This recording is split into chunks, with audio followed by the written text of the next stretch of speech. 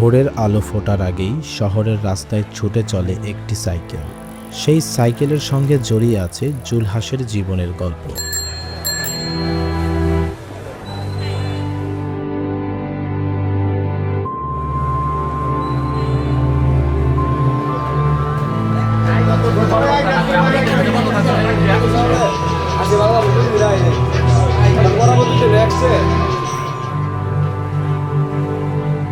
আমি প্রায় 19 বছর যাবৎ পত্রিকার ব্যবসা করছি। এখন মিডিয়া যুগ, ইন্টারনেটের যুগ, ফেসবুকের যুগ। এখন আগের মতন ব্যবসা বাণিজ্য নেই, পরিস্থিতি খুবই খারাপ। কারণ এখন হাতের নাগালে সব পাওয়া যায়। 19 বছর আগে প্রায় 20 থেকে 25,000 পত্রিকা নারায়ণগঞ্জ শহরে বিক্রি হতো। এখন প্রায় 9,000 পত্রিকা নারায়ণগঞ্জ শহরে আসে। এর মধ্যে কিছু পত্রিকা মনে করেন ফিরত যায়। 8,000 পত্রিকা নারায়ণগঞ্জ শহরে প্রতিদিন চলে। আমি প্রতিদিন পত্রিকা দেই 250 পিস। আগে ছিল আপনার 400 পত্রিকা, এখন হয়েছে 250 পিস পত্রিকা।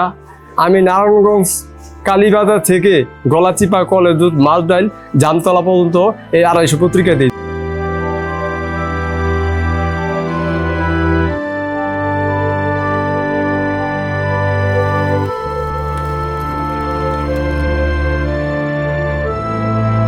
প্রতিটি প্যাডেলের সঙ্গে তিনি শুধু রাস্তা পাড়ি দেন না, পাড়ি দেন জীবনের সংগ্রামের আরও একটি দিন।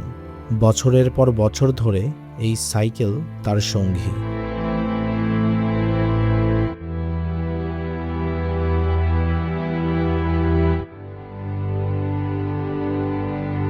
আমাদের সকালে ঘুম হয় না, কারণ আমরা পত্রিকা দেই ফজরের সময়।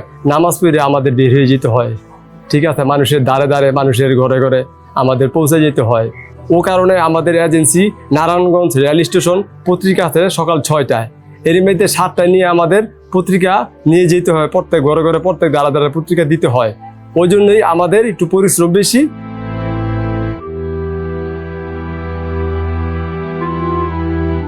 গলি থেকে মহল্লা, পাড়া থেকে শহর, প্রতিটি সকাল যেন শুরু হয় তার সাইকেলের ঘণ্টার শব্দে। বছরের পর বছর ধরে তিনি মানুষের দোরগোড়ায় পৌঁছে দিয়েছেন দিনের প্রথম খবর। আজ সময় বদলেছে, খবরের কাগজের জায়গা নিয়েছে মোবাইল ফোন। একটু স্ক্রিনেই মিলছে পৃথিবীর সব খবর। তবুও জুলহাস থেমে যাননি, কারণ এটি শুধু তার পেশা নয়, এটাই তার পরিচয়, তার সংগ্রাম, তার জীবন।